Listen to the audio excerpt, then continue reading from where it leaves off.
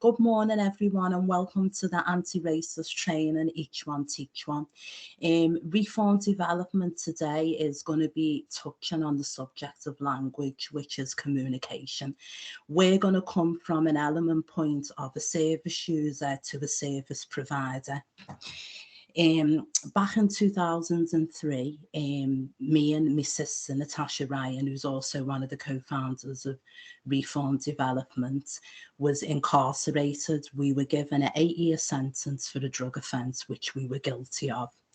In 2007, we were released from a prison sentence. Now, when we were incarcerated, as I said, we were 18 and 19. So within the system, we were classed as young offenders.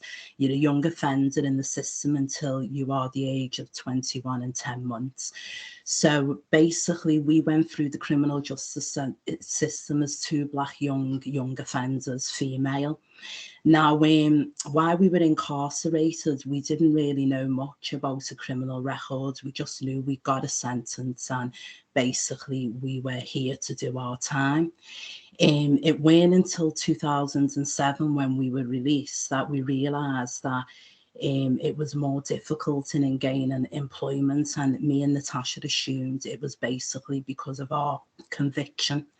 Going forward, we realised as time manifested that it wasn't just about our criminal record, it was about also the colour of our skin. Now, when me and Tasha were released, all we wanted to do was get a job, basically. While we were in prison, we'd gained the privilege of the end of the sentence, being able to go to the open prison. Now, when you're in an open prison, they set you up for your rehabilitation and the aftermath of crime, basically being re-put back into the community. So therefore, me and Tasha gained the opportunity and the privilege to work outside the prison for a year, gain a bank account, again, because before we went to prison, we were given a bank account, but unfortunately, because of the time spent in prison, then bank accounts were closed. And for anyone's information, most people that have criminal records from prison find it hard to gain bank accounts. That's why many years ago, the post office system with the post office accounts were introduced. They were mainly introduced for people that couldn't gain bank accounts, and mainly associated to people with criminal records. Now, as times manifested, as we know with the news and everything, bank accounts with the post office have now been closed, and banks like NatWest and Halifax work with people with convictions to help them open accounts in order for them to receive money either from DWP, or when they gain employment, there's a bank account for employers to pay individuals. So basically, as I said, all we ever wanted was a job when we come out. We ended up gaining employment, voluntary work it was for many years, hoping that we were going to get some employment out of it. Unfortunately, for many years, up to 4 years, we still didn't get ourselves into paid employment. It was always we're waiting for funding, or a little bit longer. And basically, me and Natasha really got fed up about it. And the reason we got fed up about it is because I don't think some professionals understand, and employers understand, that when people have been to prison, whether they're black, white, or wherever they come from, they're still human beings like other individuals. And in order to rehabilitate people and help them move on and to become back a citizen within society, people need stability. People need opportunities to be able to thrive in opportunities or re-education. People need to be treated accordingly to being a human being. Now, reform development was set up due to the fact of lack of opportunities and discrimination of being black, and also holding an unspent conviction. Now, for many years, me and Natasha experienced the true hardship of being a black female with an unspent conviction, to the point that we had the mindset of believing that if we didn't set up our own organisation, that we could possibly would have fell in the borderline of statistics of black females reoffending, black females getting themselves caught up with drug dealers and having numerous children, depending on government benefits, then teaches another generation the same behaviours.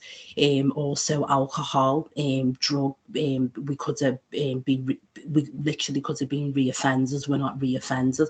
So we were against all of the stereotypes and all of the systems that actually take you back to reoffend, and if not take you back to reoffend, and take you back to the mental state where when someone does not believe in you and someone doesn't listen to you, automatically that is mental health.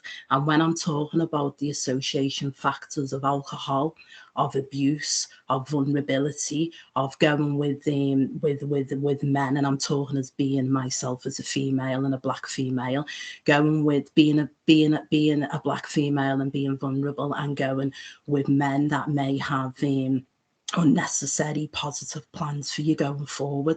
So we were up against all of them negative factors that, please believe me, do lead a lot of people back to reoffending, or even worse, of suicides, of mental health. Now, we were very frustrated when we come out of prison because there was never a place for me and Natasha. I remember back in 2007, our probation officer, lovely man, Ricky's retired now. And I remember sitting there saying to Ricky, Ricky, I just want a job. I've literally been working the whole time I've been in prison. I've got no mental health issues. I don't feel like I need not to work. I feel like I need to work. I need structure. Now, what people don't understand, which I find very bizarre, is when you're incarcerated, there's a regime, and every prisoner gets up every morning, and every prisoner does check, and every prisoner gets ready and is allocated to a job or to education. And that happens to every individual, whether they're sentenced to 8 years, 12 years, 24 years, 6 months or 2 weeks. That regime is within practice within the criminal justice system of HMP. What bizarres me is an individual can be in that regime for so many years and come out of that system and basically lose that segment of what I'm aware of and what others are aware of rehabilitation. Rehabilitation to me is believing an individual, listening to an individual. And as we talk about language, the definition and meaning of language, which is communication. And reform development, as I said, was set up due to the fact of lack of opportunities and being disadvantaged. But it was also set up to turn a negative into a positive, because the thing is about my journey and Natasha's journey is that there's two of us. Most people in our situations, there's usually only one of them. So me and Tasha took the opportunity and took the knowledge and the experience that we've learned along the way to turn that negative into the positive. And what we didn't want is we didn't want people coming out of being incarcerated, or people in the community that haven't been incarcerated but are very vulnerable and can go into them negative stages. We didn't want anyone to feel that there was no one there to listen to them and also to relate to them. Now, our organisation, Reform Development, is a very successful organisation when it comes to working with community. We work with young people, we work with elderly people, we work with families, we work with people incarcerated and people that have unspent convictions. And the reason we have a successful rate with the community and the people we work with is because of the same thing we're talking about, language, which is communication. Now, as I said before, we're coming from the reality of being a service user to a service provider. And what we realised along our journey of over 10 years, and as I said, being a service user to being a service provider, is that unfortunately, even though we're talking about anti-racist training, and we're talking about how Black people feel and the causes and the mental health, no one really actually gets to know the culture of Black people. Now, when I was a service user, as you can see, I'm a Black lady. When I was a service user, I felt like I was never understood. I felt like I was doing a lot of talking and the professionals seemed like she or he was listening. But unfortunately, at the end of the conversation, it was clearly defiant that there was actually no listening going on. I felt like my words and how I felt as a human being was being neglected. And I felt that if I wasn't being taken serious and I wasn't being listened to and articulating how I felt and what I needed to move forward, then how could have I moved forward if an individual is not taking that on board? Now, a lot of people ask me and Natasha, who helped us with our rehabilitation. It's a question that comes up all the time because, as I said, we've been on this journey from 2000. Well, we were incarcerated in 2003, released in 2007, and reformed development. The idea was being manifested from 2009, and then it was actively registered in 2011. And when people ask me and Tasha about rehabilitation, when we're talking about the criminal justice aspect of it, because we are coming at the aspect of being lived experiences, me and Tasha always say we've actually done our own rehabilitation that we carry out within our organisation.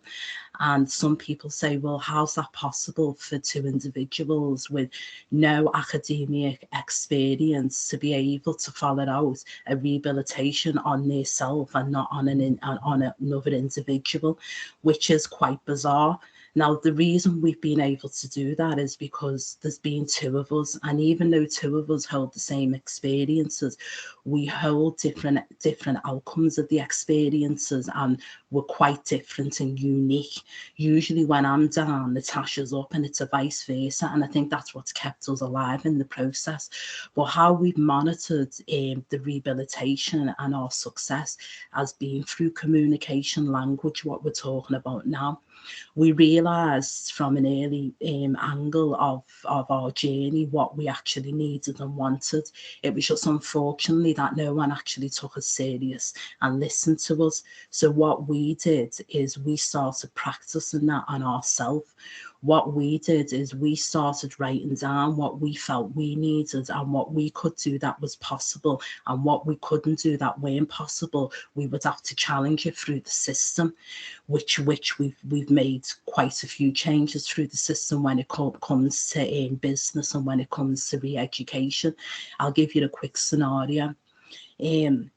When we started to think about reforms and the setup, we started to think also about business, of course, because we didn't, in the early days, we had no knowledge of it. All we knew is that we didn't want to be put through the aspects of being racially abused and also being judged by a record we hold. And as I said, the reason we set up Reform Development wasn't because we went to business school, and it wasn't because we come together as young people and thought, oh, this is a good idea, let's do something. As I'm going to be very truthful, it was clear the fact that if me and Natasha didn't build and set up something for ourselves, only, and as I said, I don't like to bring God into it like I'm promoting it, but I will say it because I feel I have to say it.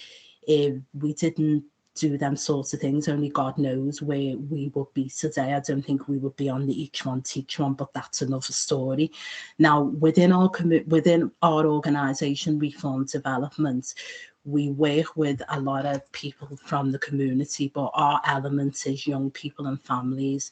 And the reason our element is young people and families is because, due to our experience being a young offender and also being in the young offenders institutionalisation in prison, and getting the opportunity to mingle, ask questions, get stories from other people. Now, when people ask me about prison, I always describe it as a cocktail. And the reason I describe it as a cocktail is because if you've never been to prison, which I'm not hoping for anyone to go, but if you've never been to prison, the only knowledge you really have is what is portrayed in media and what we read. And, you know, some people may know people that have been incarcerated and they're able to tell their stories of being incarcerated. But the thing is about being incarcerated is there's so many people from different walks of life. And to me, prison to me was probably life of education. And when I say life of education, I'm talking about when you're put in a situation and you don't have no mental health issues, you've never been through social services, you don't have no children too. That was another thing I believe that allowed me and Tasha to elevate within the system. We didn't have the worries of worrying about children we'd left behind with parents, or maybe they'd gone into social care.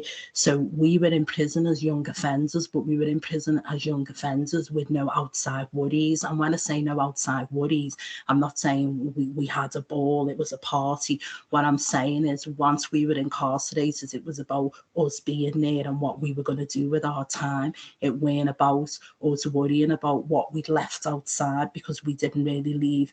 Not, and when I say we didn't really leave not, and of course we left family members, but we didn't leave a family we had created. We didn't leave nothing we had created, because we were still young before we were incarcerated. So I think when you have them mindsets and you're in them positions, it allows you to ask questions. It allows you to communicate with people that you thought you'd never communicate with. But apart from the communication, which we talk about, which is key and which is powerful, it allows you to start to understand the circumstances people are put in to lead up to committing crime. Now, if you don't understand, most people will condemn people. It's like me and Natasha. I believe race played a big role in our sentence. Now, we were on remand for a long time. We were on remand in Holloway Prison for 16 months. And we know, so, and as you know, 16 months is a long time to be on remand. But what we noticed is that a lot of the white girls we've met in prison that were on remand, that were there before us and after, there was a selection of people. We were noticing that a lot of them were in for worse crimes than us. Ours was a drug importation crime, but there was a loads of white girls that were in prison for horrific crimes than ours, and even the same crimes. But we noticed that they were coming back with 2 years and 3 years. So me and Tasha was under the false pretenses that we were only going to get 2 years. So the time we'd worked out, the time we'd been on remand, we actually thought we were going home to the tag. It's quite funny actually when I think about it. And the reason we were thinking that is because your personal officer can't tell you how long you're going to get. They're just there to make sure you're in a holding place. Your solicitor can only roughly tell you, but he really can't tell you. He can just tell you the guidelines, and they always give you the biggest guideline just to get you prepared. But for we were under false pretense for about 15 months, Natasha, thinking we were going to get a tag, only due to the fact that we were there so long, 16 months, and we noticed that more white people were getting 2 and 3 years. Now, when me and Tasha were incarcerated, when me and Tasha were ready to be sentenced, a pre-sentence report was done. Now, within our pre-sentence report, there was no ever other crime committed before this importation. We'd never been expelled from school, or we'd never been removed from school. There'd never been no negative behaviour in school. We'd never been in contact with social services as being under the care of our family. So we'd never experienced social services or been in care. There was no negative aspects that lead to a potential report being done to see the elements of this. So therefore, my solicitor told me that I probably wouldn't get the sentence I got, which I sort of believed.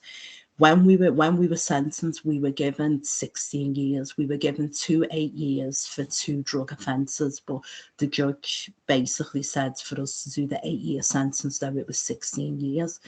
Now, it took me and Natasha a while to get our heads around that, for the simple fact that we were so shocked. And I know some people might say, well, how can you be shocked you committed a crime? I wasn't shocked for the fact I was incarcerated, because, as I said, we were guilty for the crime. We were naive, but we were guilty guilty for the crime we committed. But however, we notice that the racism within the criminal justice system, within the courts, is so bad that no one's actually really talking about it. And I understand why people don't really talk about it, because it's associated to crime, and people do believe if someone commits a crime, they maybe should be given the highest sentence. Yeah, that's fine, but I think it should be done with fairness. I think just because you're black, I don't think that you should be given more of a sentence than someone that is white. And I just don't think going forward that it's right for young offenders being released from prison not to be told about a criminal record, or what comes with a criminal record. And this is where the element of language comes in again, which is associated with communication. I think regarding race and racist practice, I think we've moved with time, it's evolved. I think back in the day, language was used a lot because there weren't so many policies put in place. Like if we go right back to time, there were signs of saying no black people. I'm not going to use the word, but no black people, no Irish, no dogs. White landlords wouldn't have black tenants in the house. There was all kinds of discrimination going on, but it was more of a language. It was more of written, because due to policies and due to evolving with time, and we have the Diversity Act, and people can get into trouble for being racist and stuff like that. I feel, as being a service user in the beginning and now being a service provider, that we've evolved with time now. I think it's how people feel. People are not stupid, and people know when people want to help, and people know when people take serious. Now, most of the people we work with may come into contact with us in a January and get to know us, and we mightn't see them for a full year or 2 years. But as soon as they're in the darkest place of their time, they get in contact with reform development.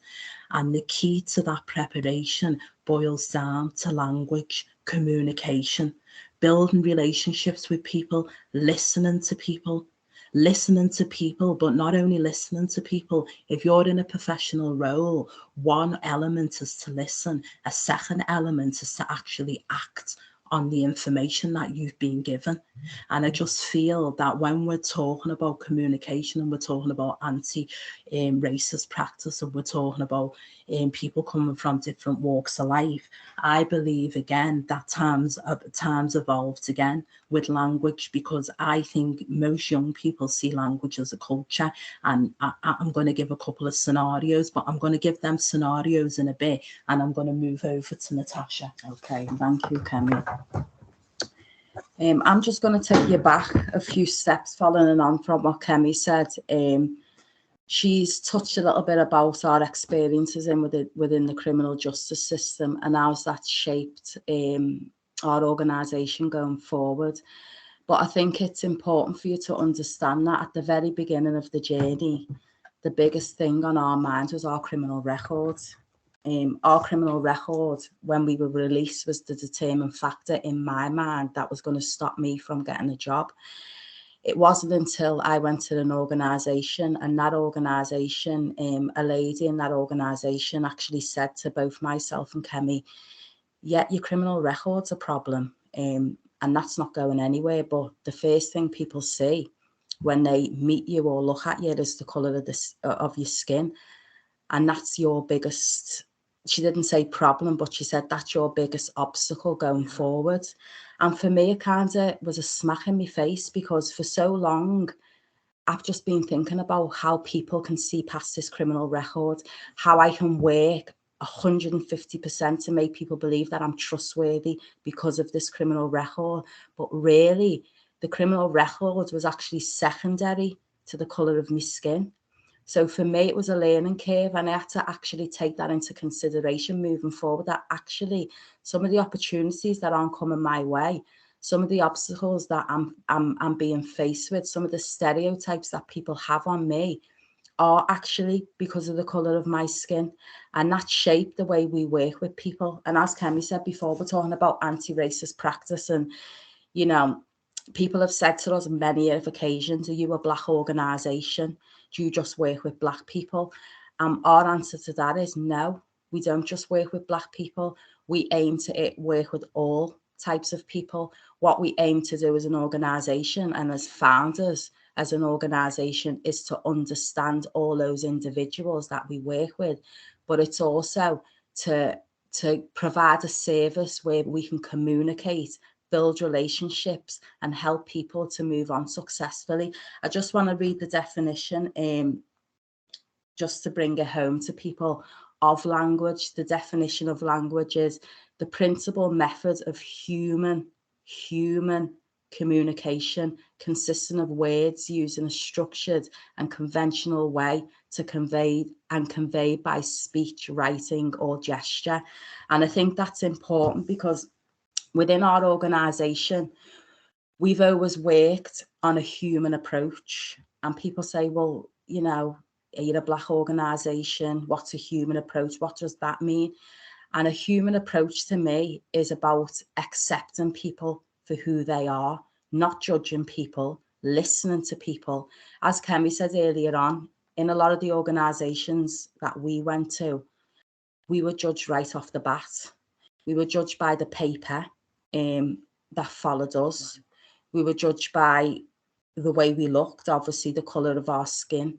And that was evident by the way the language was presented to us by different professionals. And me and Kemi used to often have conversations. We'd have like conversations between ourselves and talk about, you know, the way we'd been treated. And there was one particular time that we were meant to go to the service to get some support with housing.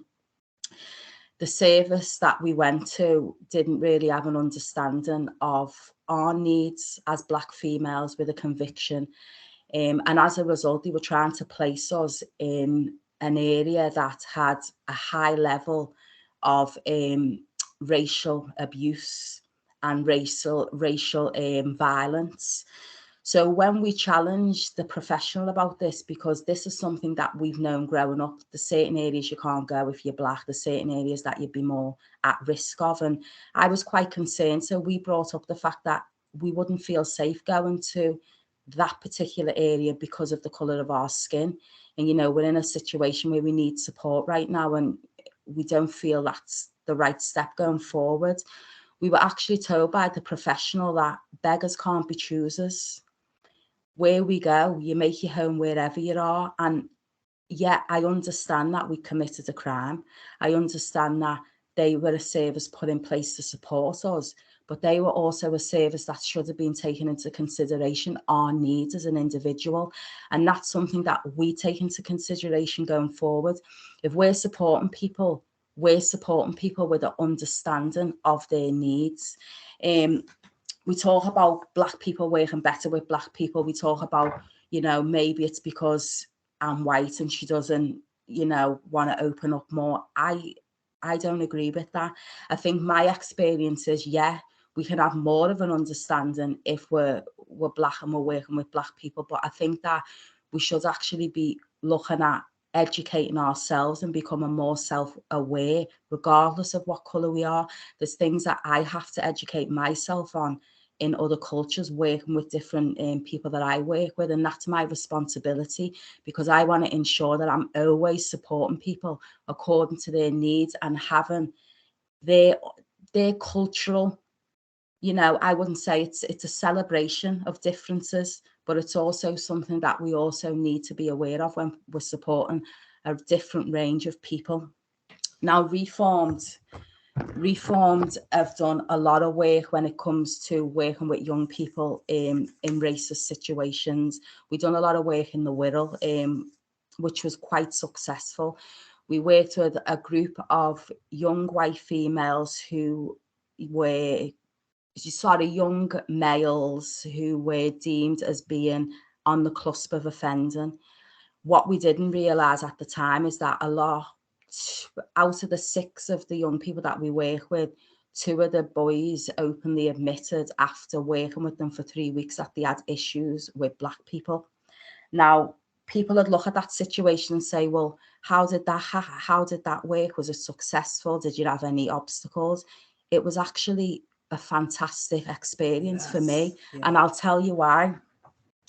Number one, the way we approached the situation, it allowed the young person to look at us in another way. What we found is that the only experiences that young person had of Black people was negative. So when he was presented with working with us in a positive way, he couldn't get that into his head because the only way he's seen us was negative. The work begun after 3 weeks. The young person confessed that he didn't like Black people before he worked with us. But since working with us, we've managed to change his perception. I thought that is brilliant. These are young minds now. This is the future. So I thought, right, that is really brilliant. We kept working with him. And he's doing brilliant, very successful. I mean, he's in contact with our organisation regularly. He never used to come out of the Wirral. He was leaving the Wirral to come and visit our organisation in the Liverpool 8 community. So a lot of work was done with that individual. But I'll tell you one of the key things that come out of that for me. We got a phone call off his parents, off his mum, and she said, I just want to thank the work that Reformed has done with my son, because I've been struggling but not knowing how to go about it. So she goes, I just want to give a little bit of feedback. She goes, I'm from a racist family. She said, I've grew up around, racist words, racist action. She said, as I've grew up, she goes, obviously, she goes, even though I've grew up in that, it's not something I want for my children. I understand how that can impact them negatively going forward. And I've struggled to find a way on how I can do this. She said, and usually, I'm guilty at listening to me dad say things and not saying anything. And my children are now growing up listening to that. I don't know how to tackle it. I'm not happy with it, but I don't know how to tackle it. She said, and since you have been working with my son, she said, the other day we went out with my dad in the car, and a Black person walked across the road, and the dad proceeded to say something that wasn't nice. The son who we'd been working with turned around and said, don't say that, Grandad. My mentors are Black and they're sound. And she said, I just want to thank you, because I've been listening to my son not responding to that for so long. I haven't been responding to that. She said, and I'm happy that you have found a way for my son to now break that cycle. And I think that underpins the work that we do. It's about working with everyone, having an understanding, not being fearful. There's certain places that people might tell me I shouldn't go in my world of work. But if I go in there and my communication, my language, the way I act and the way I speak to people comes across in a way in which it can be greatly received by people in situations that might not be seen favourable to people, then I think that we can actually move forward in a positive way. Now, I think communication as well, it underpins everything we do within our organisation. If someone comes into contact with us, how we act with that person underpins the success we're going to have moving forward. And that's one of the biggest things that we've realised is, we do have to work in an anti-racist way. I do believe that. But when I look at our organisation, we've been working in a way which people would seem to be anti-racist practice from a long time. And that's because we see people as people. We work on a human approach. And when we're working with individuals, we're working with the thought in mind of where we was when we was a service user, the experiences that we faced when we was a service user, how we wasn't listened to, how we was judged, how we was deemed to be back in prison within the first 12 months. So why should we put real effort into those individuals? We were up against all of that, but we have to stand up and be the change, because as Kemi said before, the probability of us being sat speaking to you today, if there was one of us it's almost non-existent.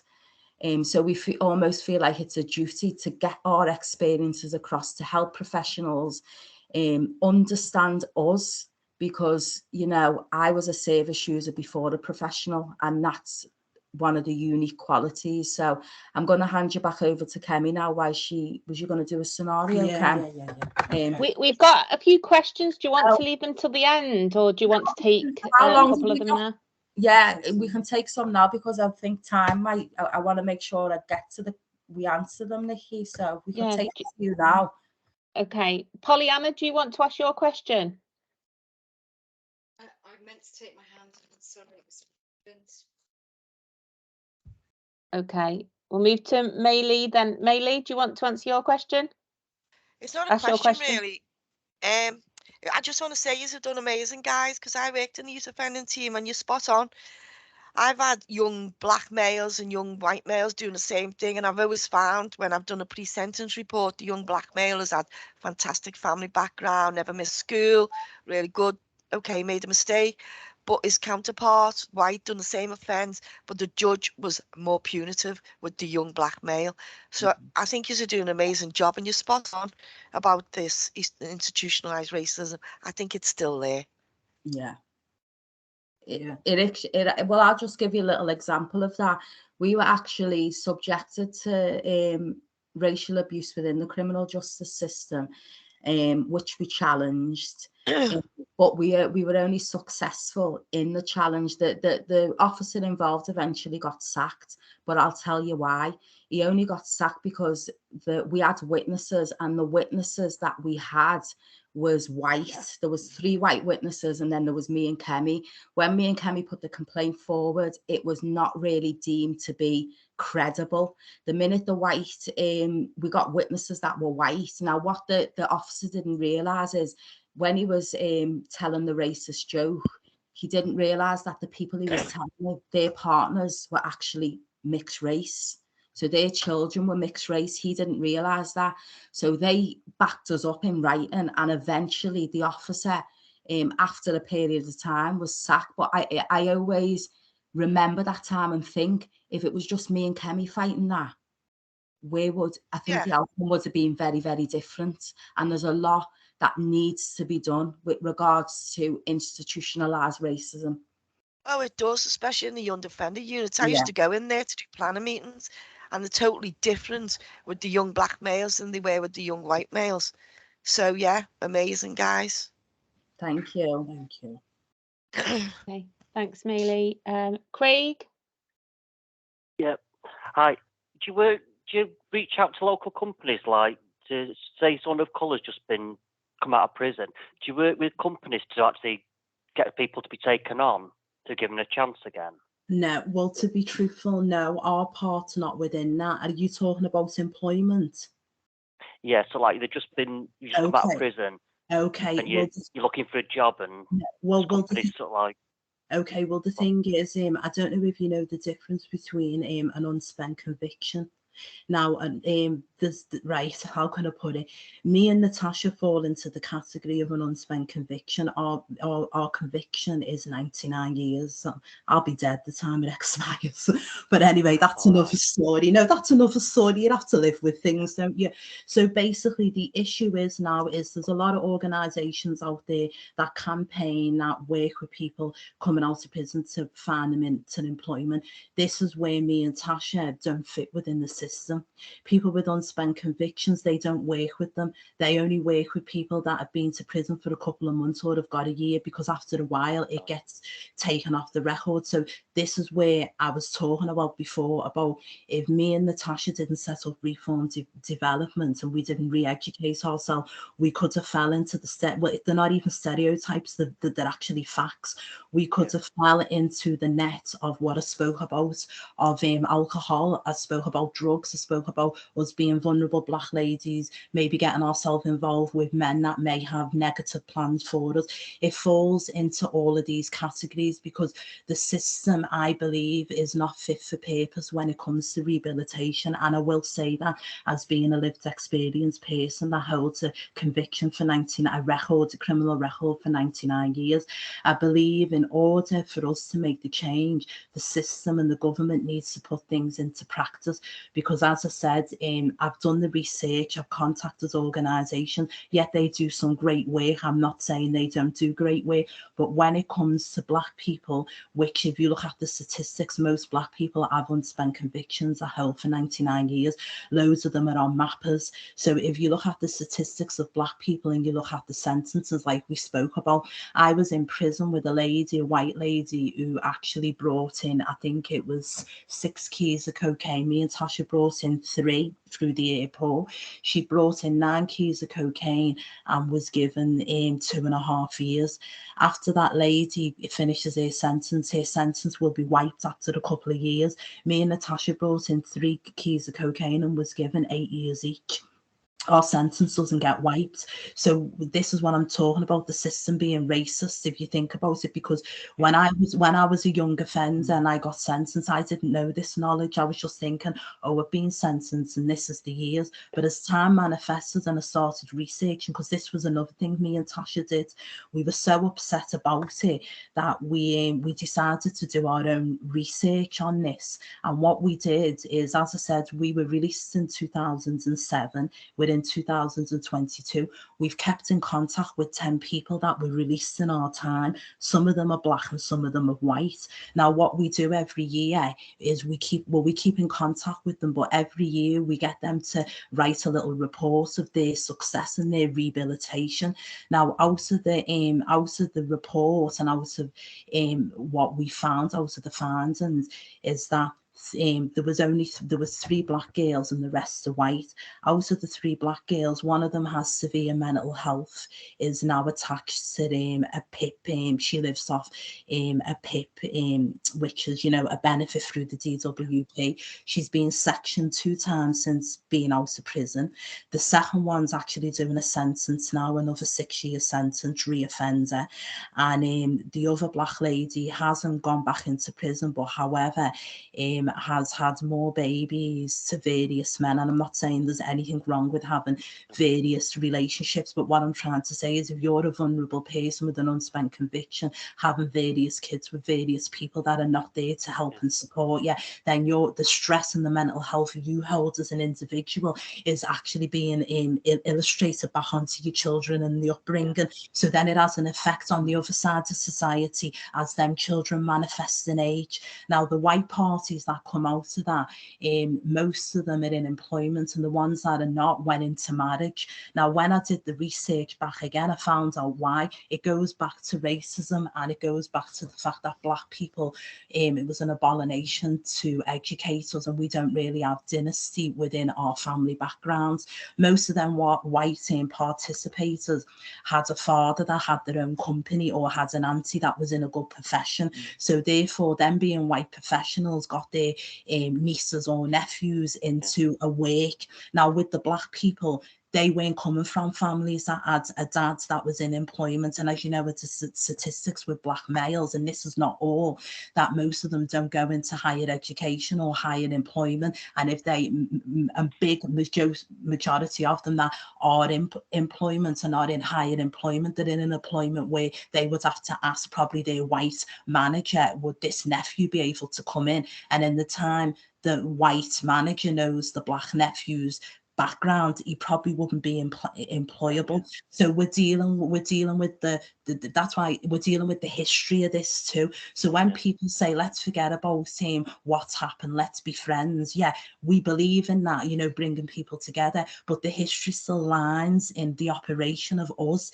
our ancestors that were persecuted, and the history, as everyone knows, it still plays a role within us as generation going forward. So we're dealing with the fact, I believe, of, like Tasha spoke about, that young individual who used to be racist. And when I asked them, why he was racist, and he said he'd never had a black teacher, he'd never had a black neighbour, he'd never knew anyone black. It was all through the media. So the point of the moral of this story is that we all know the more you go up north, the more it becomes more whiter. And I just believe that even if areas are much whiter than other areas like in Birmingham and London, I do believe the same protocol should be put in place, because you know and I know as time manifests and time develops, then things are going to be needed anyway. So if they're already put in place and put in practice, that time span comes to the time where we need it now. As you can see, it's already put in place. So I think it's important that even if there isn't many black people, the practice is still there. It's important for that boy who used to be racist to see a black teacher. It's important for that boy to have known that actually I grew up with a boy called Eddie who was black. Because the thing is, most racist people, and I'm not saying all, because people are racist for various reasons, but if you really speak to a racist person or know a racist person, they're racist because of fear. They actually don't know black people. They're like that boy said, he was racist because he didn't know any black people. And then not only that, one of my best friends, her mum used to be racist. She admitted it. She went to a private school in South Africa, and she's 70 now, but she told me that within her education, she was taught that black people didn't have feelings. You could hit them. They didn't have emotional feelings. And she told me that. So we are actually dealing with past history that needs now be new history and evolving. Yes, so we're dealing with history that was history that did happen, but we're in this time and now it needs correcting. People need to be treated as human beings, because as I said, a lot of people that are racially abused people, it's because they don't see them as them. If that makes sense. It's all about feeling. They don't see, but most white racist people do not see black people as being a human being, even though we are a human being. And if you look at it, the history of it, it was embedded in education. So see the way Chantal spoke earlier about being black and not being able sometimes to look up someone you can look up to, or you can find some history of this. If a white person's got a mindset that's ideology of racism, they can go and research that, and they can come up with some really gruesome research that was actually the law, if that makes sense, even though it's against the law now. It was the law in that time. And so, like, I've noticed, sorry to rabble on, I've noticed the past year or so, there's loads of advertisements of black people. I don't know if you've noticed adverts. There's more increases of black families, mixed race families. You go in the shop, I'm having a heart attack. I'm seeing black models in the shop and everything. I'm like, bloody hell, H&M. There was only 2 a couple of years ago. No, I think it's all brilliant, but I'll tell you the negative part. That's the positive part. The negative part is we're seeing all of these great outfits, we're seeing these great flyers, but when you're going into the real world of reality, you're not seeing it. So this is the thing. I think we're very good as a society of putting up labels and puppets and stuff like that. But when you get through the front door, where people have emotions and feelings, I think that's where we're lacking. Because we deal with a lot of people that have been put off with education, being put off with getting a job. And when you speak to them, they'll go back and say, oh, this is how they felt, because they felt they were being racially abused. And what we've got to understand is that we're unique as human beings. We're not all the same. Someone can be put off from a negative experience of being racially abused. That can affect them for the rest of their life. And not only that, the children we're working with, because the children this is why we work with the parents. We can't just work with the children, because unfortunately, some of the parents' mindsets are not correct. And I'm not saying they're not correct because they've got mental health issues. Some of them have. It's not correct because of what they've experienced, what they've endured in their life journey has had a negative effect. They've had children, and now it's on them. And that's what we're dealing with now. We're dealing with the trauma of the effect of people that have experienced negative behaviours of racism. you're dealing with like 5th generation of a low IQ family, aren't you? Yeah. Basically, In effect, there's certain areas. I've come from Manchester to a little borough, so you can imagine from Manchester to where I am now, it's very white. yes. And you know, you can see the attitudes around here. They still have, and it's not just why does that child think like this because the parent thinks like this because the grandparent thought like that. It's just no one's breaking the chain. Well, Where the education. Yeah, and the thing is, it's about undoing old habits. People, you know, sometimes for us to find ourselves, it's about undoing ourselves rather than adding more stuff on. It's about taking things away and adding things on. But yeah, you're right. Just quickly, did you, when you work with people that are released from prison, do you find that they get sort of like rehoused? Do you get a choice of where you get rehoused, or no? Like if you're a single black person, you're going to go and live in a predominantly white Runcorn or somewhere like that? Is that what you? Yeah, well, basically, the system's very hard, I believe, on individuals, and especially black people.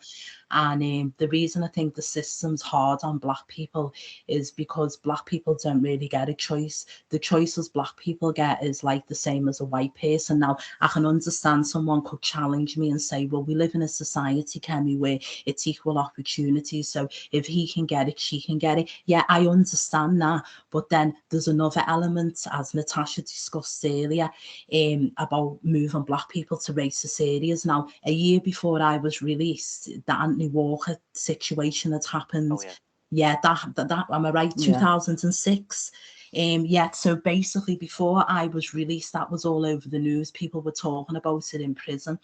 And a year later, as Tasha said, the support worker actually, the language, beggars can't be choosers. Number one, I wasn't a beggar. I'm a British citizen, and I was referred here by probation, who's paid by taxpayers. So that the language alone was wrong about beggars choosers. Second of all, when Natasha challenged the lady, as she said, about us not being able to go there, she really didn't understand. And that's what I'm trying to say. I believe that when people are educated to go into jobs working with vulnerable people or people from different backgrounds, I think that a part of the training for at least a year to 2 years, and I know some people might say a year to 2 years, I do, because I'm looking at myself now. I come from a mixed race family, so I'm trying to put myself in a position where I don't have I don't have white family members, no white friends, no nothing about white people. Then I suppose if I'm going to be going into the job as a black person working with white people,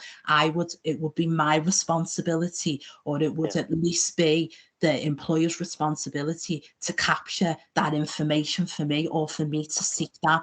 So I just think if we live in a society where there's more white professionals that are in these practices and there's more black clients, then don't you think it makes sense to know? If that makes sense, I think it's sensible. I mean, I've heard it in offices where I've worked where there's been a black trans woman, and it's been a case of, it's the attitude of, well, you put up and shut up. You beggars can't be choosers. Well, why is she any different? Well, she is different because apart from being black, she's actually trans as well, which is like, it's a double whammy, that is. You know, put them in an area of high-rise hell where there's just so much antisocial behaviour there, and this is the kind of person that's going to be a victim in that area. You know, they are going to be set up on. She would be a victim. Not only that, we deal with a lot of young black boys that are gay and that have been exposed to. So, you know, when we're talking about youth violence, a lot of it is made up by the music, because we're talking about communication and language. Now, if we listen to the music that they listen to at the moment, which is grime, if you listen to the words, it's very violent. Like if I go back, I listened to a song going back 15 years ago, and it was a rap song, and it was about, you know, when I get him, I'm going to punch him.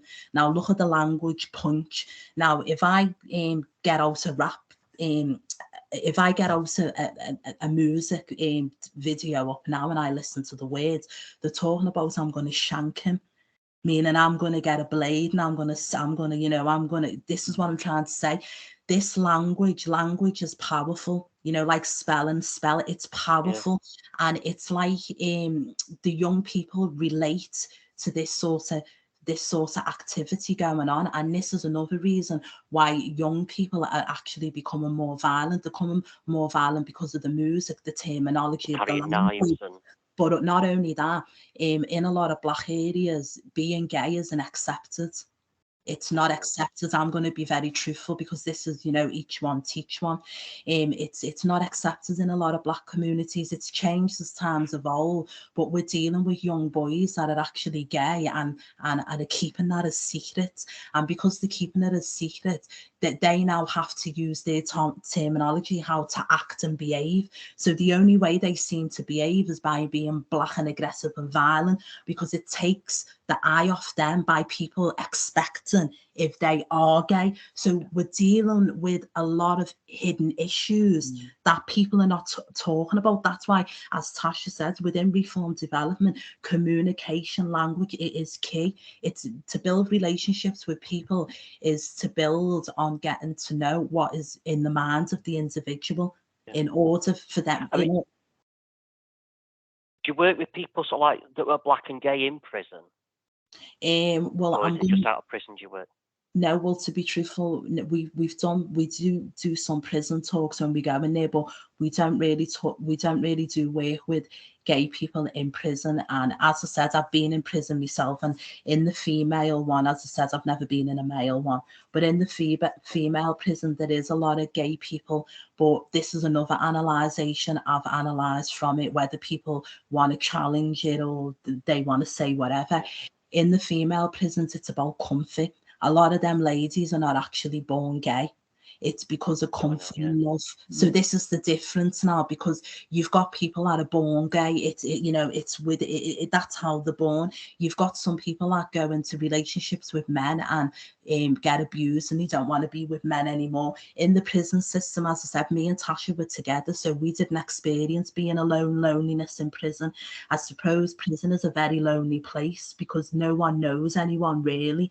So I think within the gay system, within the female system, you get like a long sentence. It's companionship. I think even with short sentences, people call it a jailbird. So it's like it's a relationship. It can be as short as 2-3 weeks. It depends on your type of state of mind as a person and how much comfort you're going to need during that time. But yeah, I know we're. Is there any more questions? Oh, sorry. It's okay. It's fine. No, but I need to do a time check. We've got 4 minutes left. 4 minutes. So have you got anything else you want to say, Craig? There isn't no more questions. No, I'll leave it there. I've got loads to ask you, but I'll leave it there. Okay. 3 minutes. Anyone else?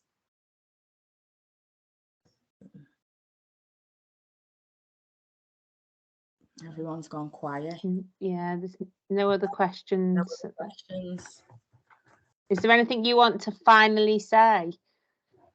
I'd just like to thank everyone for listening. I know our journey is a little bit of one that has its ups and downs, but it's a positive one.